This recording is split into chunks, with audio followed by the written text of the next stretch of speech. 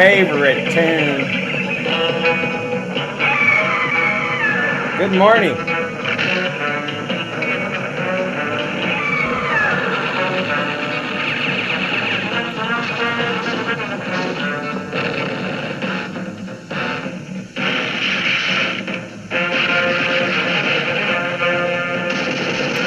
You gotta love Johnny Quest, baby. If you don't know who he is, you probably got no business watching this show.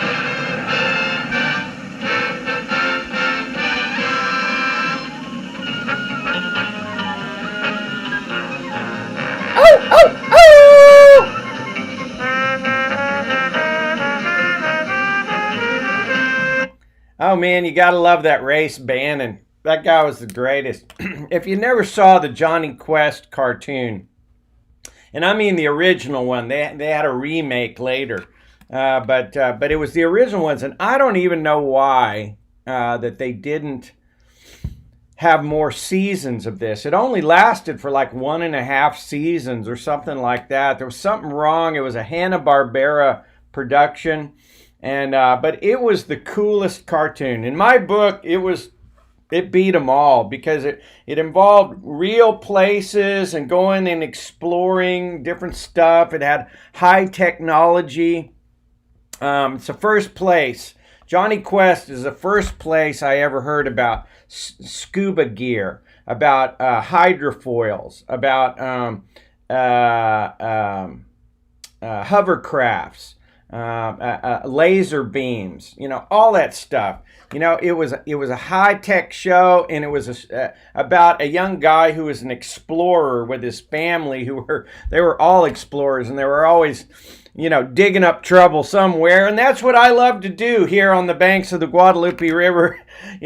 Turn over stones and find out, what's under them.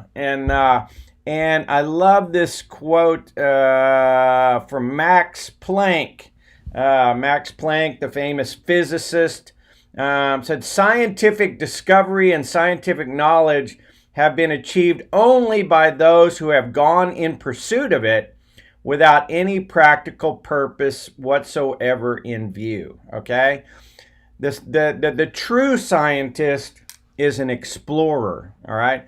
He's not really looking to solve the world's problems as much as he's just curious. And he's turning over stones trying to figure stuff out. And they're curious boys and girls. That's who they are, scientists, the pure scientists. Now, some people, they're trying to prove a point, or they're trying to convince you of something. But the pure scientist is an explorer, and that's who I am. That's who Johnny Quest is. That's who I've been ever since I was a little boy, is an explorer. And I've been curious about the world around me ever since I hit the ground. And that's who I will continue to be. And I'm not trying to convince anyone of anything. And I'm talking into this camera to try to help myself free flow in exploration. And I am passionate about raising the vibration of humanity, and I believe it is through exploration that happens. Nothing is learned really without the complete balance of the left and right brain. You can stuff a lot of information into this left brain that somebody else teaches you, that you hear in a lecture or read in a book. But it's really all original thought comes out of the right brain intuitive. It comes from the deep well. It comes from,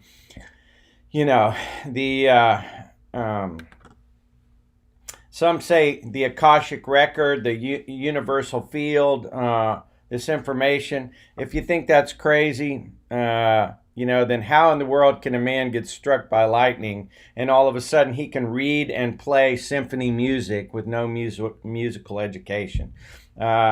I'm fascinated by this notion of being able to access a broader field of knowledge without ever being taught something. And Albert Einstein reported that he never did anything original until he sat in this patent office doing nothing for like a year and a half. And that's where he came up with the original thoughts and the original 5 papers.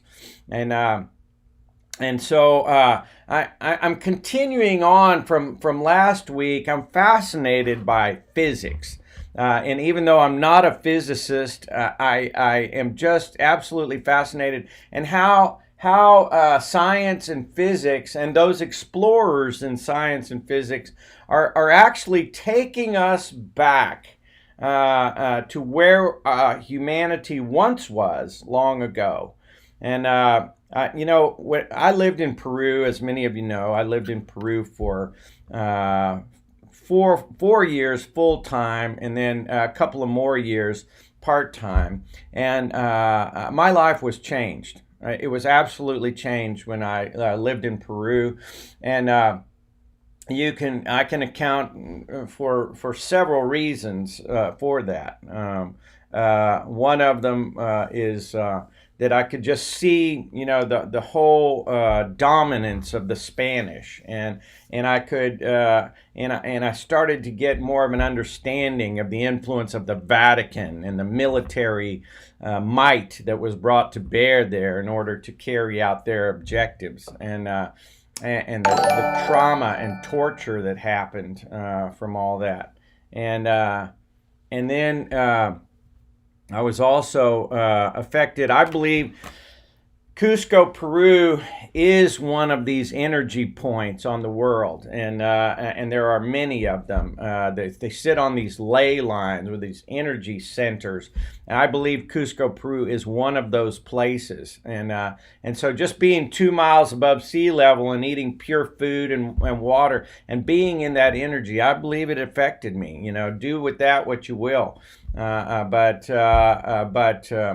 one of the things that changed my life forever was the nature of my job in Peru, which is taking doctors and dentists and builders and teachers all over southern Peru and every, rural back road you can think of out there, it seems like. And everywhere you go, there are these unexplainable buildings all over Peru, and unexplainable structures, engineering projects, canals, and big stone terraces.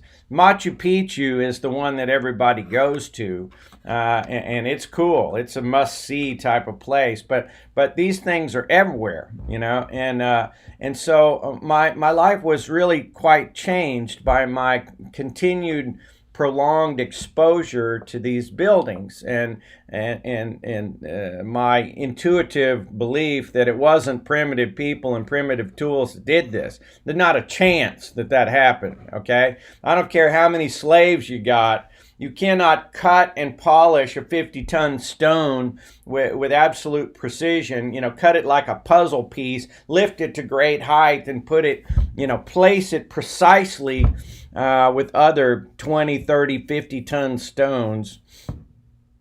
You can't get enough men underneath that thing to lift it and place it with such precision. Didn't happen, folks. All right.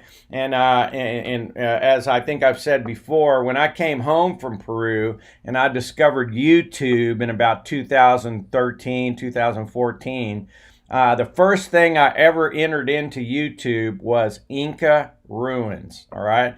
And that will quickly lead you all over this planet to unexplainable structures everywhere. The planet is littered with these unexplainable buildings, and you've heard many of the theories about how they got there. And I'm entitled to my own, okay? And my intuition tells me that on this planet, long ago, there were people that could communicate with each other. They could fly around this planet. They could move about very easily. They had the power of manipulating matter. in some way or another. There's no evidence to me, no true evidence that people with little chisels and saws cut the stones, baby. That didn't happen as far as I'm concerned. It does not explain how you can take a giant piece of granite and scoop it like an ice cream scoop, smooth, not cut. Once upon a time, boys and girls, moms and dads, friends and neighbors, there were people with all sorts of high-tech skills around here, and something happened. Now, the ancient Vedas talk about a great nuclear war and a battle in the sky with flying spaceships and laser beams and explosions. It's very common knowledge in Hindu culture about this story. There is evidence around the planet. If you ever watch the Ancient Alien TV show, which, regardless of what you conclude about their conclusions, they're damn good researchers that present a hell of a case. And one of the things they talk about around the world is evidence of vitrified glass, vitrified sand, vitrified rock. And vitrification means sand that was heated up so hot it turned into glass, all right? And there's evidence of vitrification all around the planet, all right? Nothing can heat up and melt rock and sand, that a primitive man had. You can't build a campfire and melt the sand, right? It's got to be at a certain temperature that only nuclear power can achieve, and at least that's what I'm told. And so my conclusion is that I was talking last week about all these advancements in technology that are going on, and that we are headed. It's almost like one of those James Bond movies, where the timer on the time bomb is clicking down, and as it gets closer to detonation, the time clock clicks faster. That's what seems to be happening here, and where our technology is racing forward faster than most of us can really understand. I heard the president say recently, and regardless what your politics are, the president of the United States says that we've spent over a couple of $1 trillion on rebuilding the U.S. military. Now, a couple of trillion is a lot of money, folks. And when people say, "Oh, we've spent $2.5 trillion on defense," most people think they're building ships and planes and uniforms and stuff like that. But to me, what that speaks of is all those crazy little departments in the U.S. government that get all sorts of funding for all the weirdest stuff you can imagine, and a lot of stuff you cannot imagine. The advancement of technology, it's been explained to me by these executives in Austin, these high-tech executives, that we are in a technology war with Russia, China, India, and anybody else, any other competitor. And we are heavily funding every bizarre type of technology there is that exists. Any technological front you can think of, we are heavily funding these departments. And any scientist, any explorer scientist who comes up with an idea and can convince the committee that they should be funded, when you got a couple of trillion in the bank to spend, Defense Department says, sure, give it a roll, man. Here's 50 million or 100 million or whatever it is, give it a whirl, baby. And so you got genetic engineers, you got nanotechnology people, you got artificial intelligence folks and virtual reality, you got electromagnetic pulse type stuff going on. I mean, and what I truly believe here is that we are headed back to where we were before. All right, we're headed back, and I'm convinced of this. And you got your theory, great, but that one's mine, and I'm not alone. And I believe that history has been suppressed. Why in the world have we got an advanced civilization like Samaria, and we don't learn all about that, when we go to school, What did these people know? How did they pop up out of nowhere, with all this advanced science? And how did they then, who was it? Father Abraham from Samaria, cruised over to Egypt, and it seemed like overnight some advanced civilization showed up on the plains of Egypt. And what is up with all that? And what was it about these pharaohs, who could rival God with their superpowers, as is stated in the book of Exodus? And what is up with these people? Who were they? What could they do? What did they know? And what I believe is they were an advanced civilization. Graham Hancock talks about Atlantis, and that he doesn't really buy into the ancient alien theory, but the pre-diluvian theory, or the pre-war theory, that before the great floods, before the big, destruction of the planet from technology, there was a golden age, a high civilization called Atlantis. Maybe all of it sunk into the ocean. That's why we can't find some island of Atlantis. It's because we all sunk in the ocean, and most of the people died. And you and I, ladies and gentlemen, are the survivor race of people. And the survivors were trying to get their shit back together, and began to be dominated by these factions, these entities that enslaved people and controlled history and fed you the story, in which they've been feeding you, ever since you were born, to believe a certain thing.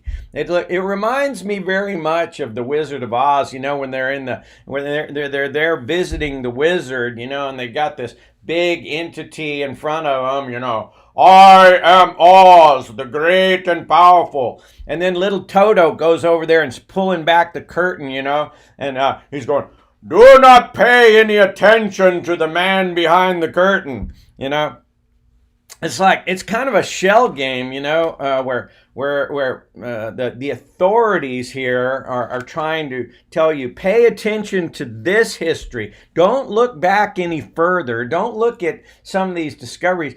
Anything that's outside of our little box is fantasy or is bullshit. And mind you, anything in your right brain intuitive that comes up, any feeling that you have, any access to this sort of higher knowledge that I speak of, pay no attention to yourself. Lean not on your own understanding.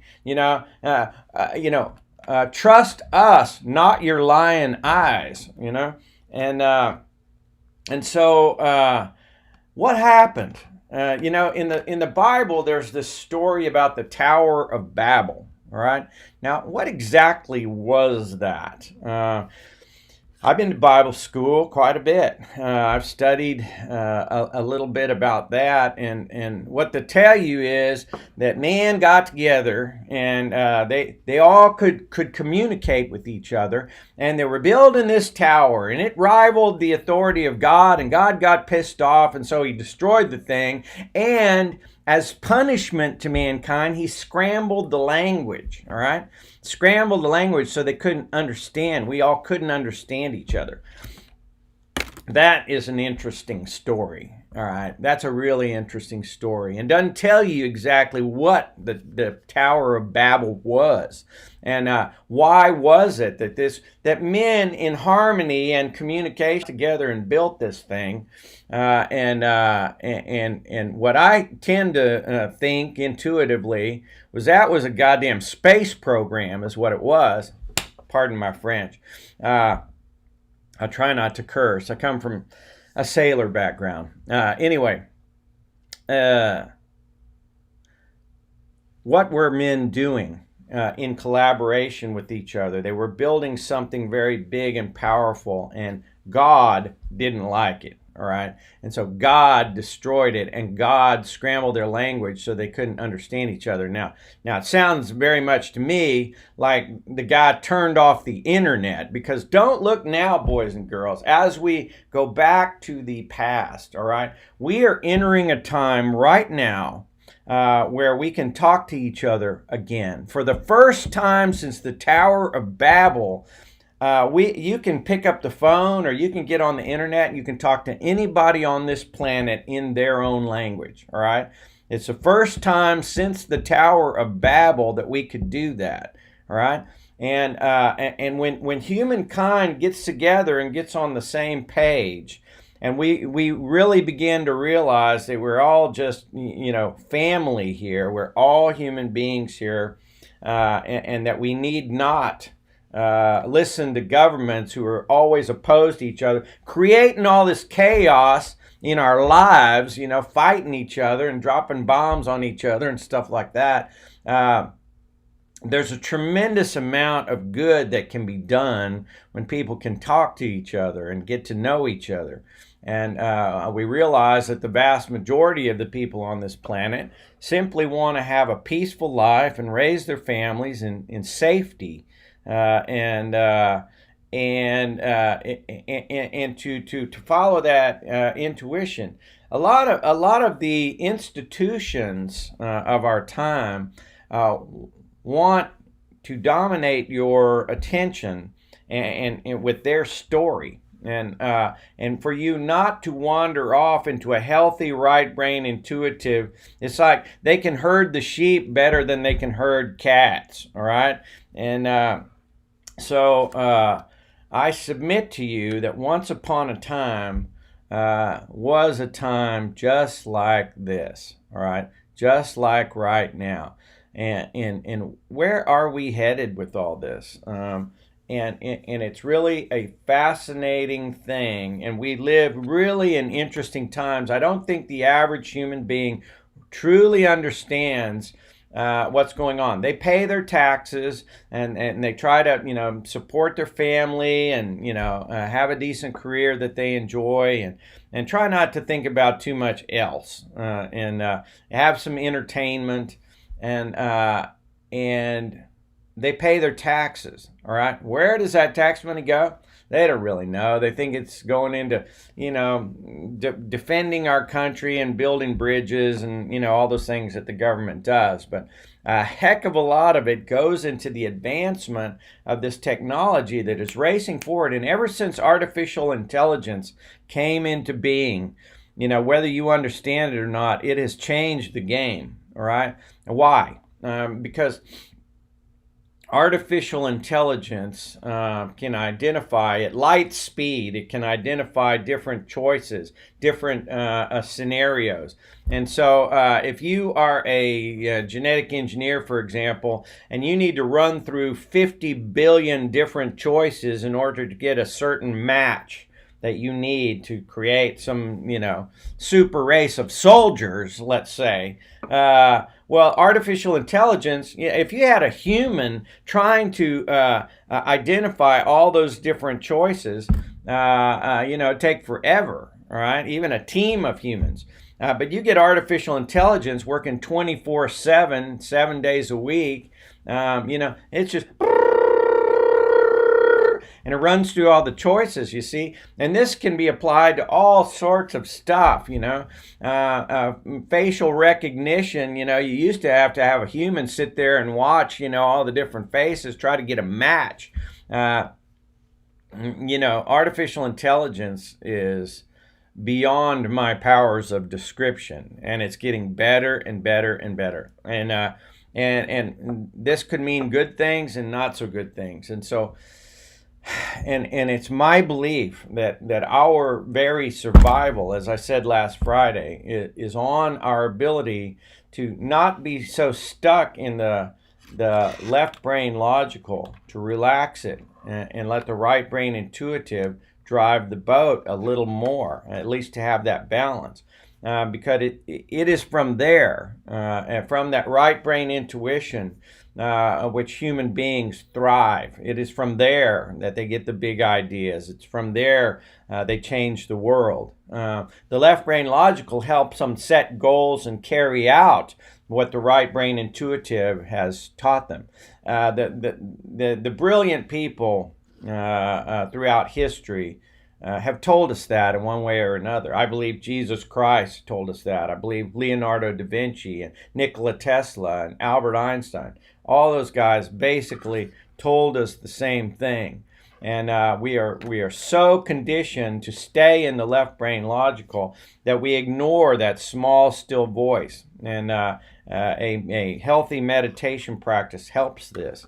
And that is a simple but not easy thing to do, because we're so conditioned to stay thinking all the time. Wake up, have coffee, look at the screen, Go check out Dr. Joe Dispenza on YouTube. He's got great videos about reconditioning your mind, and do whatever you can to develop that right side of your brain, because it's going to help us. And so where is technology going? And one of the things that absolutely fascinates me is physics, because it basically breaks down everything. It is the essence of everything.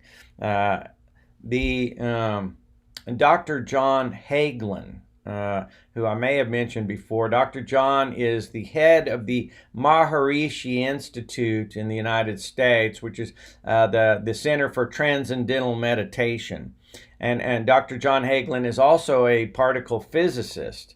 And so he has a working knowledge of the scientific exploration and of the exploration of his own consciousness. And what Dr. John Hagelin, he says it very eloquently, and you can see him on the internet too, on YouTube. He gives some very fine talks about basically how nothing is solid, nothing is solid, and everything, when you break matter down all the way, you just come to an energy field, the unified field. And that is, there's a divine force that holds all things together. Call it God, call it the universe. What is, let's say, this is Max Planck of the Max Planck Society, famous physicist. Max Planck says, all matter originates and exists only by virtue of a force. We must assume behind this force the existence of a conscious and intelligent mind. This mind is the matrix of all matter. Matrix, for the movie The Matrix, I believe that it comes from Max Planck. That's my guess. But it is, in fact, kind of a holographic world, folks. It is like in The Matrix. It's hard to wrap your mind around. You can touch things and they seem solid. They have the appearance of solid. My body seems like it has, a solidity to it. But it really, when you break it all down, it's just a bunch of energy holding together little pieces of matter. But it's intelligent energy that holds it in a certain way. And so what Dr. John talks about is when you break your consciousness all the way down, when you release that left brain logical all the way through meditation, and you settle into a very relaxed state of consciousness, you also reach that unified field down there. And you talk to your average Buddhist monk who's been meditating for 20, 30, 40 years, they'll tell you more or less the same thing. And there are stories of manipulating matter with the mind because they have a control over their consciousness. And that's fascinating. I have never seen this, but having taken a fairly deep dive into meditation, I can tell you that there are interesting and magical things that happen when you can let go of that left brain logical a little bit, and it will be one of the daily practices of my life, and will constantly be fascinating. It's the most beautiful feeling to let go of your thinking and enter into a still space, and I can't encourage you enough to engage in this daily practice. But so what he's talking about, basically, breaking down matter all the way and breaking down consciousness all the way, you reach a unified energy field. And if you think that's ludicrous, answer me this, Mr. Wizard. Answer me this. What is the biggest, most complicated, most expensive machine that men have ever made on this planet right now? All right. Is it Hoover Dam? This giant concrete energy generating device, something like that.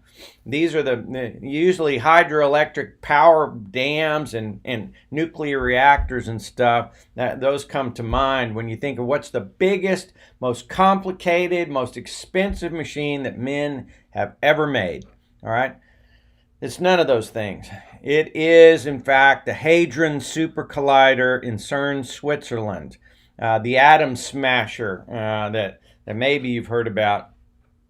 Most people don't got a clue what they're doing over there with all that money, and all the top scientists from all over the planet are focused on this machine and what it can do. Now, your average person says, atom smasher. What does that mean? What are they doing? The Hadron Super Collider is I think 300 feet underground.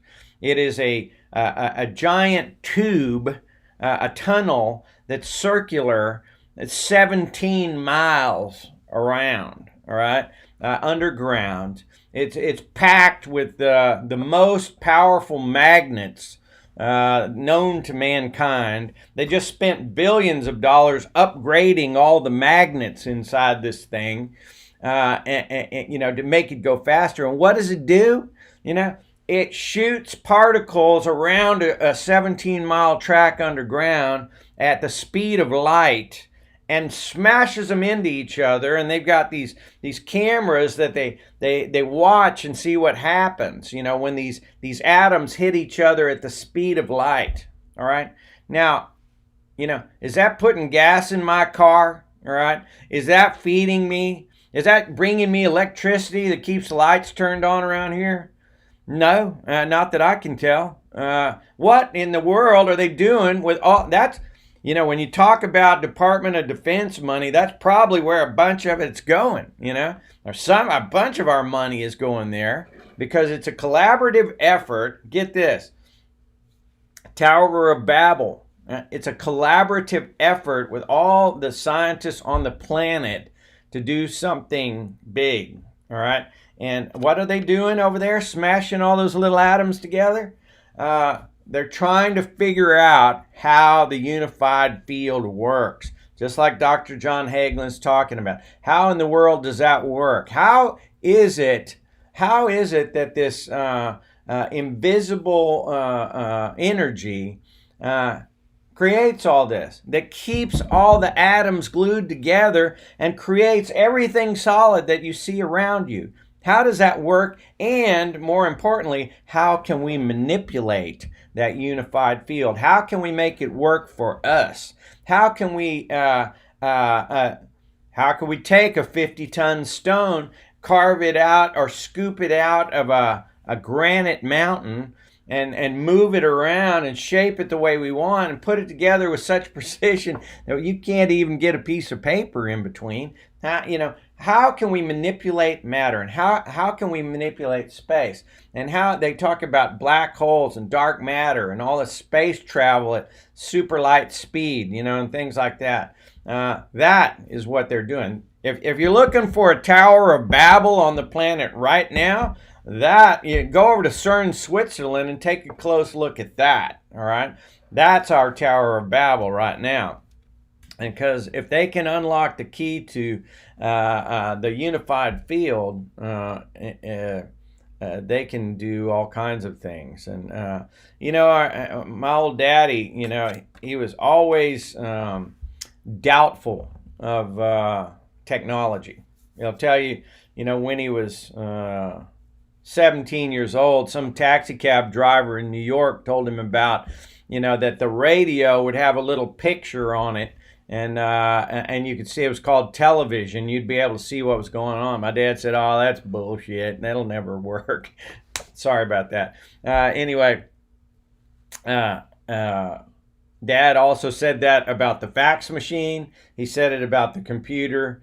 When we would talk about space travel, he'd say, "Nah, they're never going to be able to travel that far. The distances are too great. You'd never be able to travel, even to our planets and our solar system. It's too far for human beings to go." But what they're working on in CERN, Switzerland, and our Tower of Babel that we got going on right now, is they're trying to work out ways where,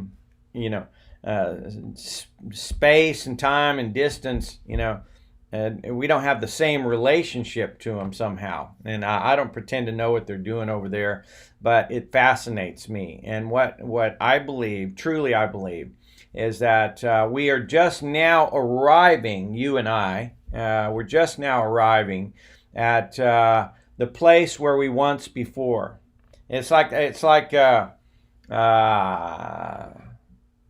the song, the Hotel California, says, "Last thing I remember, I was running for the door.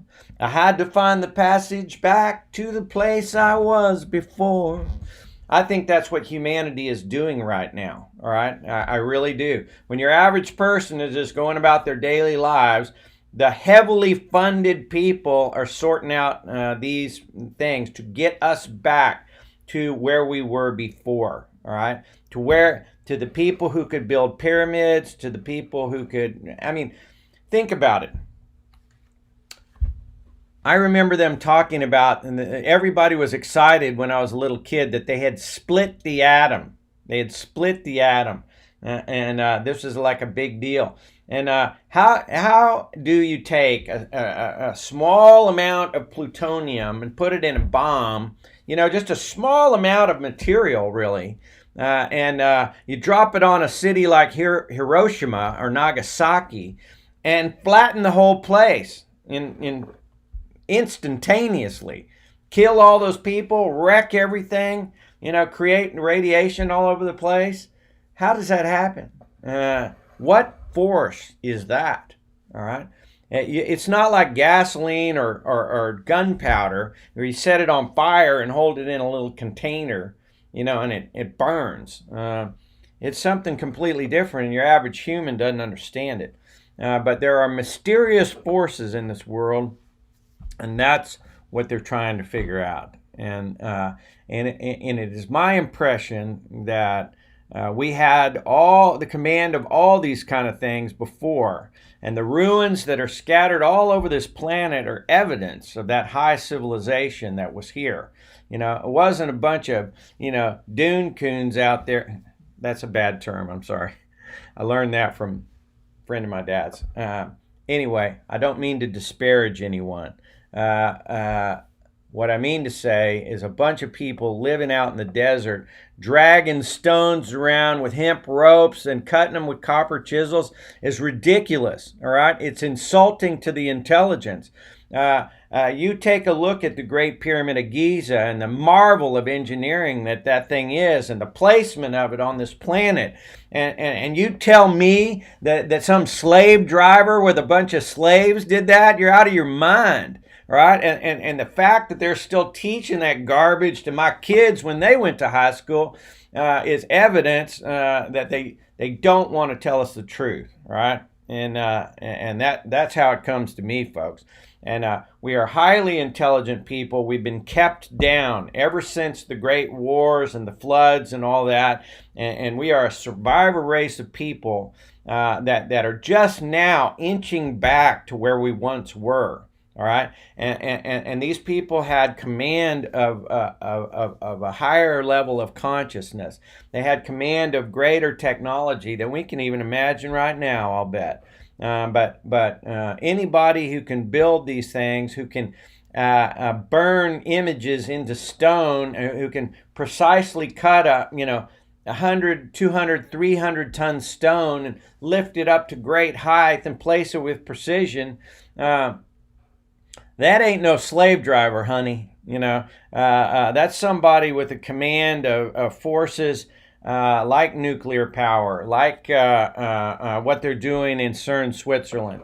And it stands to reason, in my mind at least, when you think about that you use this cell phone every day and it operates off invisible waves, and you can do things all over this planet over these invisible airwaves, and the notion that you can't use your mind to somehow do things and access that those invisible waves and that higher information, just like you use a radio, that story is running thin, all right? That you just have this limited mind, and it's all about your brain and what it can, learn. The brain is simply a receiver transmitter here, and there's ample evidence of that everywhere. And they call them freaks, and they write it off as coincidence. And the right brain intuitives, I'll say it again and again and again. The most oppressed people on this planet are the right brain intuitive people that have the ability to open up and use that right brain intuition. And for the last 2 years, I've been hosting a weekly meeting, both in Austin and here in Kerrville, Texas, called the Forbidden Discussions. And I did it really just because I had experienced a number of things with Kundalini, with vibrational healing, with shamanic practices in South America when I was depressed, and I went and took a plant medicine called ayahuasca, and it helped open up that right brain intuition a lot. And this is precisely why many of those things are taboo and written off as crazy, because the authorities that are in power do not want you to use your right brain intuition. They do not want you to trust yourself. They want you to trust them, all right? They want to be in charge of you, all right? And there's some wisdom in allowing yourself to be a student of others. Absolutely. I would say 23 years in the Baptist church made me a more studious person, a more devout person, godly man, a better father, a better human being, more loving and kind. I got to spend 5 years in the Baptist church, running around southern Peru, sharing the love of Christ. I got nothing against being a student of wise people. And I've met many wise people at St. Edward's University, at Trinity Baptist Church right here in Kerrville. The mayor of this town was my pastor. He's a wonderful man. And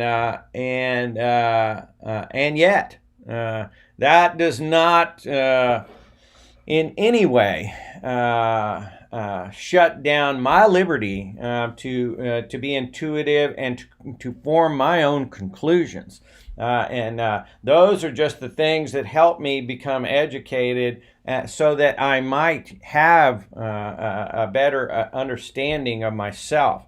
And at the end of the day, folks, it comes down to you and what you feel and see and hear. And if that is a better connection with God, that's a good thing. A connection with the infinite, and again, whatever word you want to use. Let me read this again. All matter. This is from Max Planck. All matter originates and exists only by virtue of a force. We must assume behind this force the existence of a conscious and intelligent mind. This mind is the matrix of all matter. That's Max Planck. Now, Max Planck was a pure cut and dried scientist, all right? What you can observe, what you can measure. But you talk to all these, especially the physicists, you talk to all of them, and almost to the last man, once they use that left brain logical to break it all down, they discover a unifying force, a unified field. They discover a magical glue that holds all matter together somehow magically, and it's intelligent. Think of marine life, think of planets, think of the human eye. There is an intelligent organizing force. Now, you want to call it God? That's great, but I think all definition of this intelligent force, all words are so inadequate for the mystery that is. Religion, to me, points the way. Religions point the way. They don't have God, or whatever you want to call it, locked up in their own bailiwick, all right? That, this unifying force is in our house, and this is the only way you get to it, all right? That's the part about organized religion that threw me. And I am grateful and loyal to my religious and spiritual teaching. But at the end of the day, this unifying force, this conscious and intelligent mind that Max Planck, the scientist, talks about, is not containable in anybody's organization.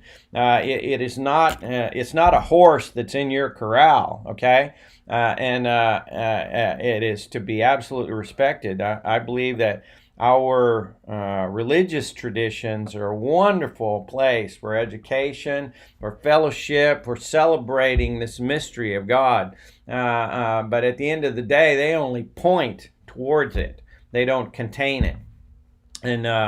And so sort of having kicked free of those rules and regulations, I get to be an explorer again, and I get to turn over stones. I will not be restricted by any government whatsoever in my exploration of the mysterious.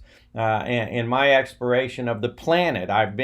When I was a little boy, my dad asked me what I wanted to be. I told him I wanted to be an explorer. All right, and that is what I have been all my life. That's what I will continue to be. And Max Planck also said, scientific discovery and scientific knowledge have been achieved only by those who have gone in pursuit of it without any practical purpose whatsoever in view.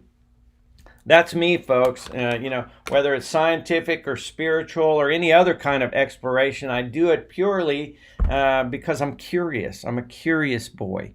And I mean no offense to anyone. And if you don't like it, hey, you can shut me off. But I want to know. Inquiring minds want to know. And I want to know what is going on around here. And as we move into this, new Tower of Babel age, I am quite curious what's going to happen. We're rapidly reaching an apex here, and we're reaching a place where you are going to have genetically altered people running around, technologically augmented people. You're going to have artificial intelligence running everything. It's going to be giving you a citizenship rating, whether you know it or not, just like they're doing in China openly right now. Data is being collected on everyone, and depending on, who you are and what you talk about and stuff like that, there's a rating for it. There's all sorts of things coming down the pike here, and I believe that it is in our best interest to kick off the shackles of whatever institution is trying to contain your little mind, and allow yourself to break free of that, and to explore your own right brain intuition.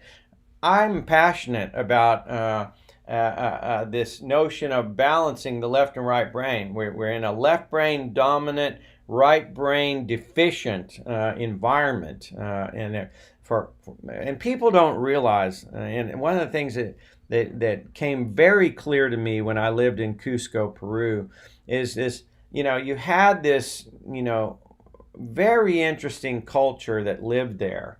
And they had their problems, but there was a harmony about them, and they lived up in the mountains of Peru, and they had their own lifestyle. And whether or not the Incas built these ruins or not, it's another matter. But all of a sudden, this dominating Spanish Catholic force came into the neighborhood and just started killing and dominating everything, burning people at the stake, and draw and quarter them in the town square, and just a terror campaign of the highest order. And this became very evident to me, and it is a model, a business model that is incorporated all over the world to this day. You want to take somebody's property, just roll in there with a higher force and terrorize the population, kill all the resistance, control all the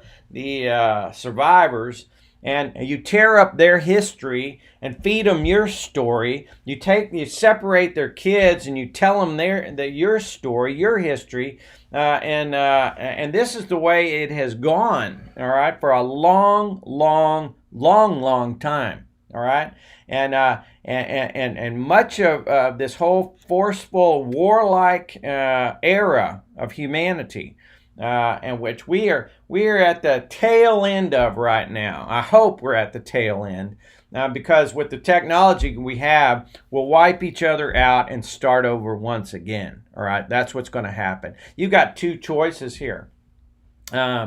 The technology will either kick us into that higher, peaceful, golden age where people can create and have harmony with each other. That's what the technology could do, and that's the good news.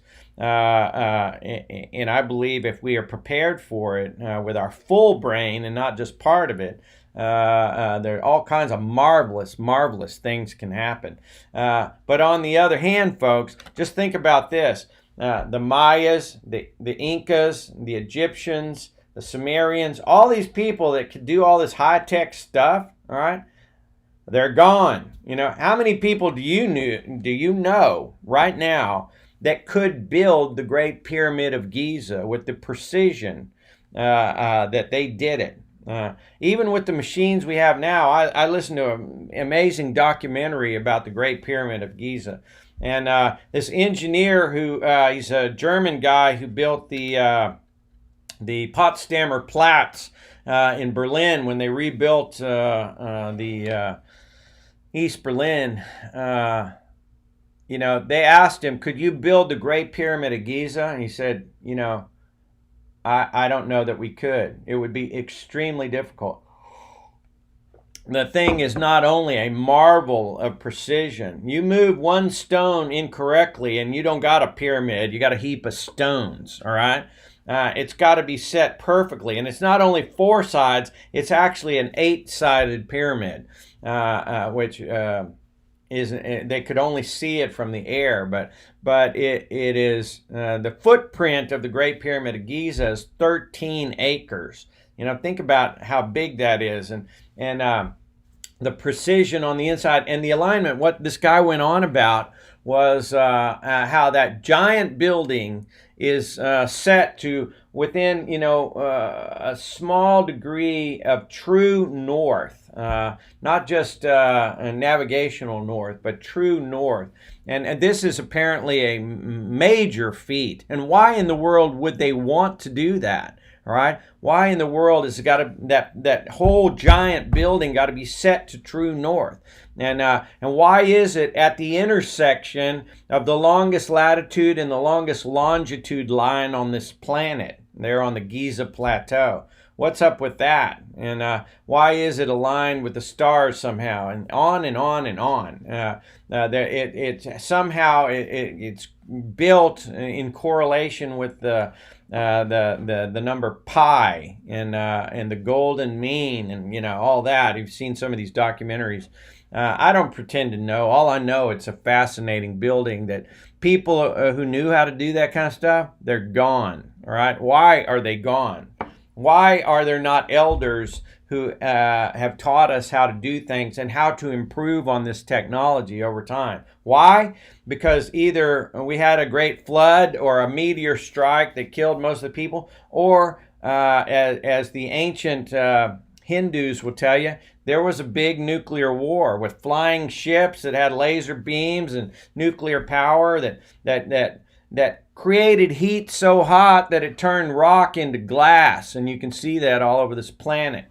All right. There was something going on here, folks, and Stevie's going to find out what it is. And I believe in the exploration of all this, it raises my vibration. My curiosity belongs to me. It does not belong to you. It does not belong to any other governing force. And my exercise here, talking into this camera, is in part overcoming my fear to speak my own honest, authentic human being experience, my perception of things that go on. And hey, will I get it wrong sometimes? Sure I will. Will I say the wrong thing? Sure I will. But you know what? I'm not afraid. I'm growing less and less afraid of being who I am. And trying to speak my own authentic truth.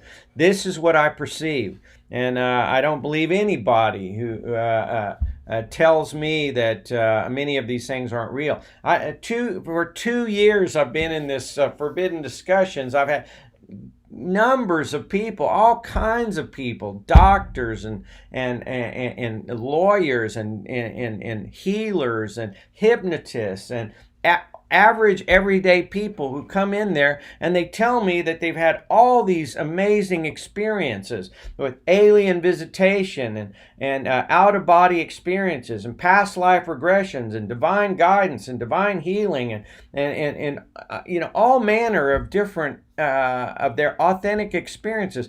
And one of the things that honors me so much is that I get to be the facilitator of a space where people feel comfortable to come in and tell us what's been going on, what really has been happening. The world has been in its psychological operation. In the military, they call it psyops, or psychological operations, to control the mentality of the public. When you're going to go into a country and conquer the place, you don't just go in and start dropping bombs right away. The first thing you want to do is win the hearts and minds of the people, convince them to believe your way and not any other way, all right? And I submit to you folks that that's what's been happening around here for a very long time. It was just, at the early stages of the United States of America in Salem, Massachusetts, they were taking the weirdos and hanging them as witches, all right? This happened to at least 20 people in our own country here in Salem, Massachusetts. It was widespread in Europe, all right? Burning witches, people, and who were they? They were often the midwife in town who was smart and intuitive. You know, she knew about natural plants. She knew about vibrational healing. She knew about all other stuff that we describe as woo-woo type of stuff. And why do we call it woo-woo? Because we want to discourage those people from doing that. You know, we want to call them weird or strange or crazy. But you know what? Human beings are powerful people, folks. They're powerful, and you are too. And as you release yourself from a fear of what other people think, and that's the key, in my opinion. Letting go of the fear of what this, mental force field thinks about you, and just being honest and authentic with the people around you. You speak your truth boldly, and then see who hangs around. All right. And some people will drift away from you for speaking your honest truth. You're not as controllable anymore. Some of them won't like that. All right.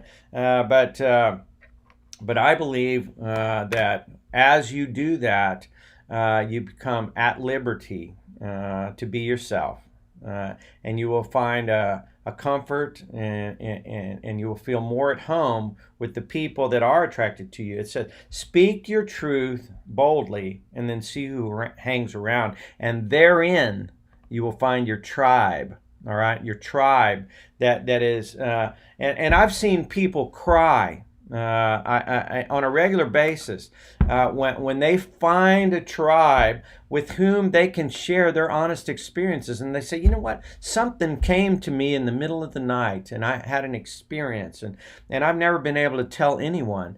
And that's a healing quality, folks. And that's, if I'm any kind of a healer, it's creating a safe space for people to talk. And by sharing my own bizarre experiences in the world, I allow people to do the same. And we find out we're not as weird as other people tell us we are. And so I leave you with that. I love you with all my heart, and that's why I share. I love humanity, and I love sharing my honest, authentic self, for better or worse, come what may. I hope you have a great day. It's Stevie the Guide here on the banks of the Guadalupe River in Kerrville, Texas. I love you. God bless you, and I'll talk to you tomorrow.